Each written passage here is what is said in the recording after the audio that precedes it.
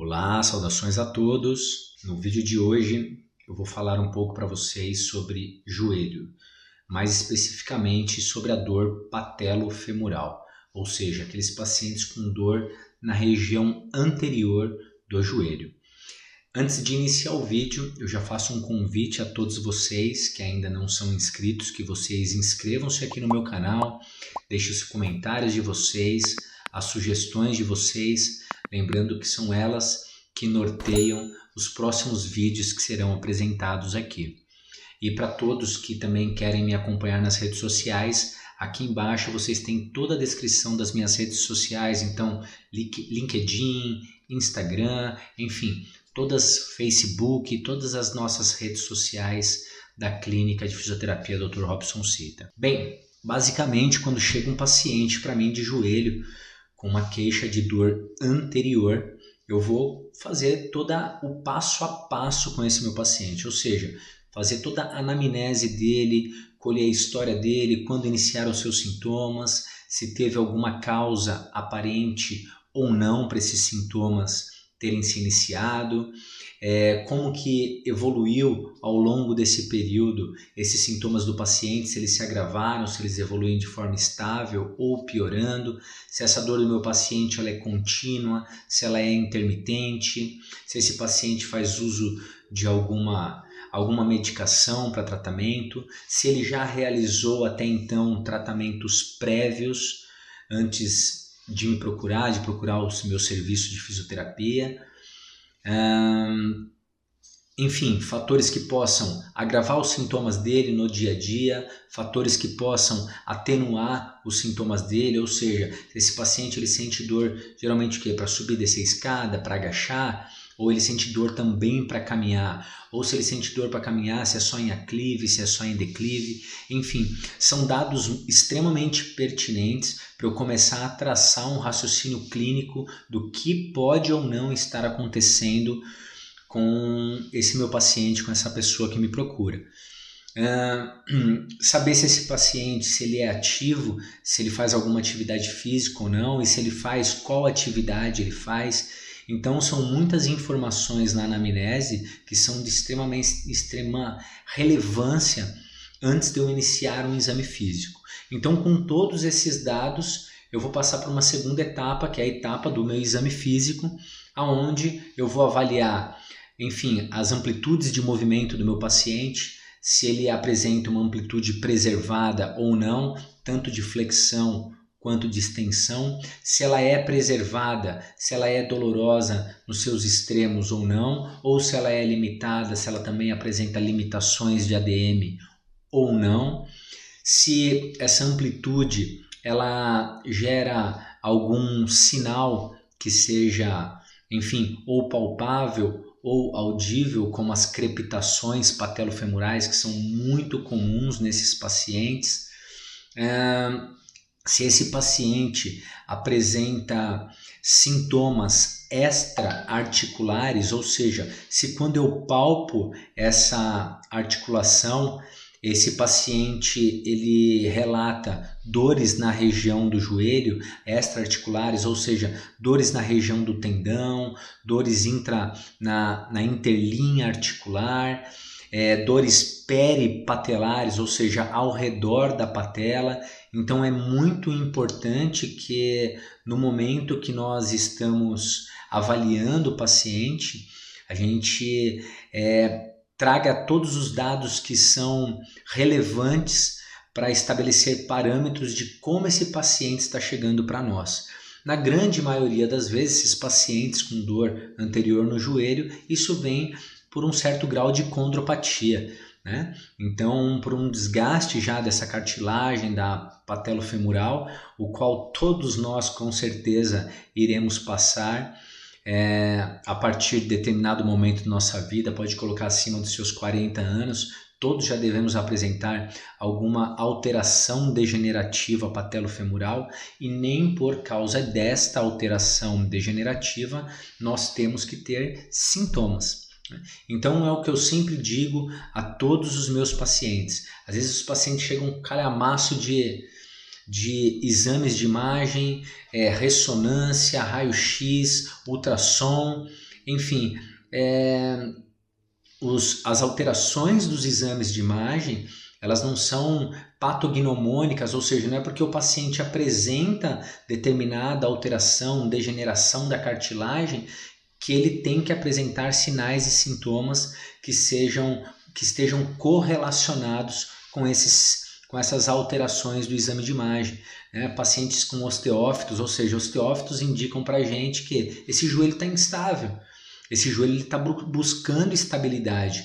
Então, uma articulação que se encontra instável, o que ela faz? O corpo ele começa a criar mais osso ao redor no intuito de estabilizar a articulação. Ou seja, é preciso que a gente tenha dados quantitativos e desse exame físico do paciente. Para quê? Para que esses parâmetros iniciais eles sejam estabelecidos. E então, em cima desses parâmetros, eu possa traçar uma conduta que então atenda às necessidades do meu paciente.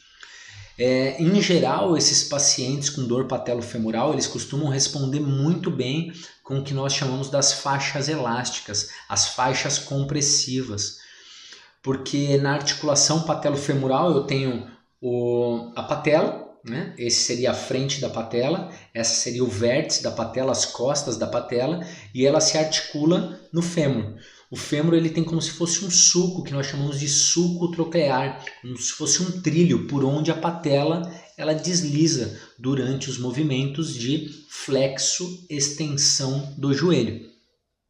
E, dependendo da angulação, enfim, nós temos angulações de proteção que vocês podem ver em outros vídeos aqui nas nossas playlists sobre joelho. Dependendo da angulação que esse paciente está fazendo um determinado movimento, eu posso ter uma área maior ou menor de contato da patela com o fêmur. Então nós sabemos que quanto maior a área de contato, menor a pressão por área. Já quanto menor a área de contato, maior a pressão naquela área, naquela região. Então eu costumo dizer para os pacientes, eu posso te empurrar com a minha mão aberta desse jeito e oferecer uma pressão de 10 kg sobre você, ou posso te empurrar com a ponta do meu dedo, oferecendo uma pressão de 10 kg na ponta do meu dedo. Com certeza essa pressão na ponta do meu dedo, ela vai incomodar muito mais do que essa pressão que eu tenho muito mais área de contato. Ou seja, quando a gente fala das faixas compressivas, a ideia é totalmente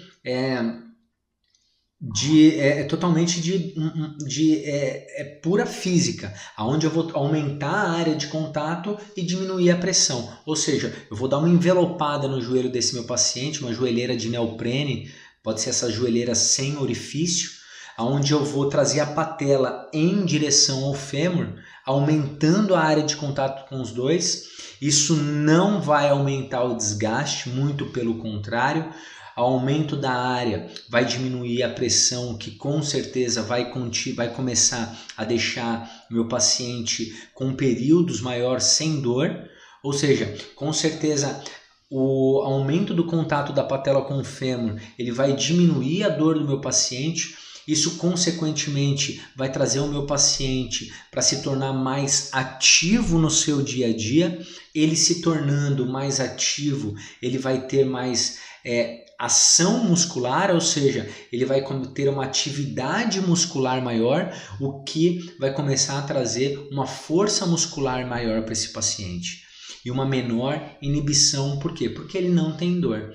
Ou seja, eu entrando com uma faixa compressiva, isso eu já posso começar de imediato a diminuir a dor do meu paciente.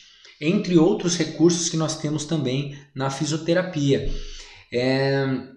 Eu costumo muito utilizar com os pacientes, principalmente para essas dores extra-articulares, então recursos de eletrotermofototerapia, como laser de baixa intensidade, ou então as correntes combinadas, também acho bem interessante para alívio dos sintomas, esse quadro mais inflamatório inicial, principalmente nessas tendinopatias que os pacientes costumam muitas vezes apresentar.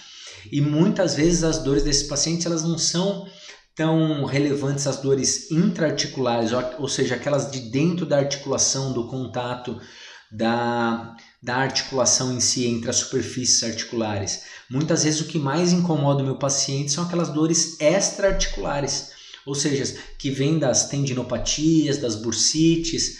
Então, muitas vezes eu tenho que ter uma atenção para esses tecidos moles que envolvem a articulação, os quais são até palpáveis e eu tenho um fácil acesso para o tratamento desses tecidos, até com uma crioterapia, um gelo no local. Então isso pode trazer uma resposta muito interessante. Para os pacientes que são mais sintomáticos, muito dolorosos, com grande dificuldade, a pequenos esforços, pequenos exercícios, eu geralmente costumo utilizar da oclusão vascular parcial, então da isquemia vascular parcial, onde nós utilizamos uma espécie de esfigmo, basicamente na raiz da coxa, onde eu vou diminuir o aporte de sangue para esses tecidos, otimizando o trabalho então das fibras de força, aquelas que utilizam de pouca vascularização. Então, a gente consegue otimizar o trabalho de fortalecimento com esse paciente, utilizando sim de baixas cargas com ele para fortalecer, ao mesmo tempo, isso gerando menos sintomas ou sintomas algum para o paciente. Ou seja, é uma estratégia também muito interessante que eu utilizo na prática clínica para tratamento desses pacientes. A oclusão vascular parcial ou a isquemia vascular parcial para esses pacientes. Vocês podem verificar também em outros vídeos na playlist, eu tenho muita matéria falando também sobre isso.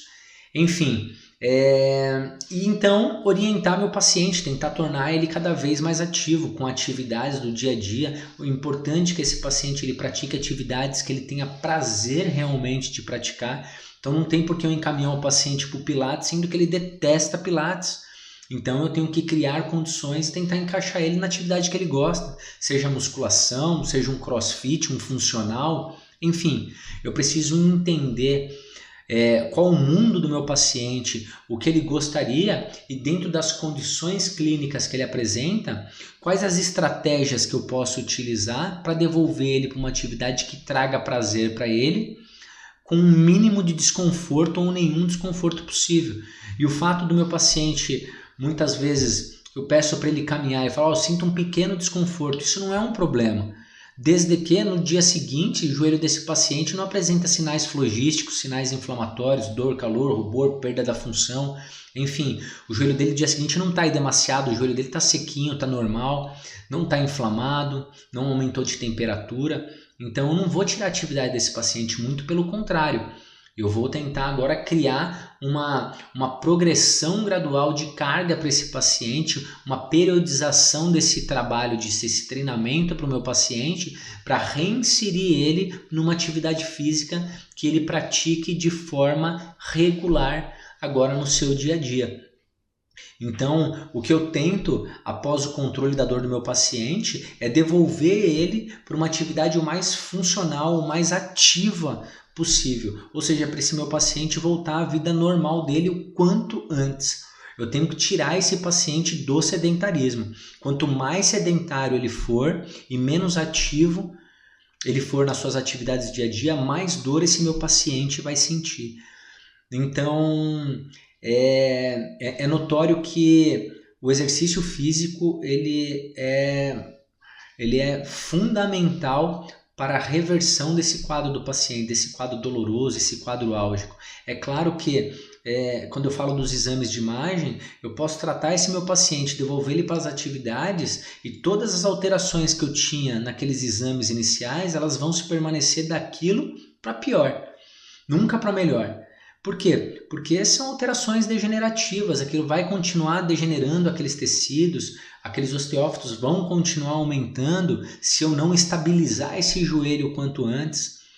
Okay? O que a gente vai diminuir geralmente são o acúmulo de líquidos em alguns tecidos, o que indica para a gente certos processos inflamatórios, sobrecargas em tecidos moles. Okay?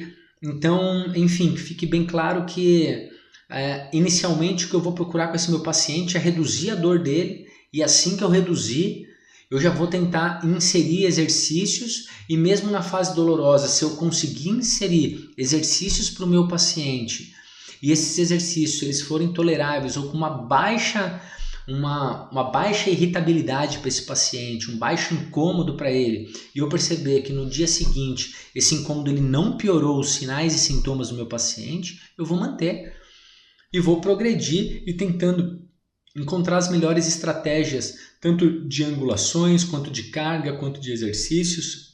Então, se faz muito importante a gente tornar o nosso paciente cada vez menos dependente de nós profissionais e eles mais independentes, dando sequência e se autotratando.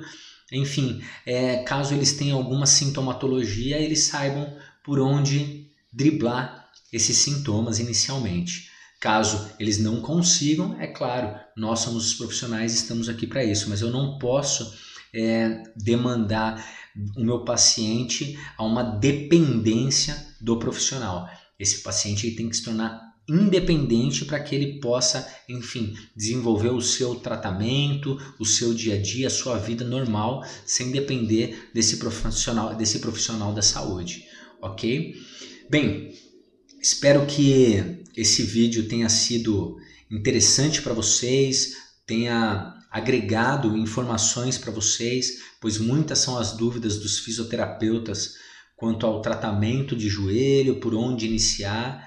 Então, como eu disse, eu acredito que uma boa anamnese, um exame físico detalhado, a gente possa estabelecer parâmetros, identificar as principais e reais necessidades desse paciente, e então eu vou estabelecendo objetivos e condutas que atendam exatamente todos esses parâmetros iniciais que foram colhidos nessa consulta inicial, ok?